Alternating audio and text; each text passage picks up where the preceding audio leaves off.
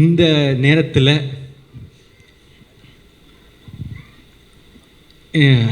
சில பேர் வந்து நம்மளை வந்து அடிக்கவும் செய்கிறாங்க. அதை நான் பார்த்துட்டு தான் இருக்கேன். அது யார், எதுக்கு, அதெல்லாம் அதுக்குள்ளே போவேன்னா. ஆனால் அவங்களுக்கெல்லாம் நான் ஒன்று தான் சொல்லிக்க விரும்புகிறேன். ஒரு செடி வளரும்போது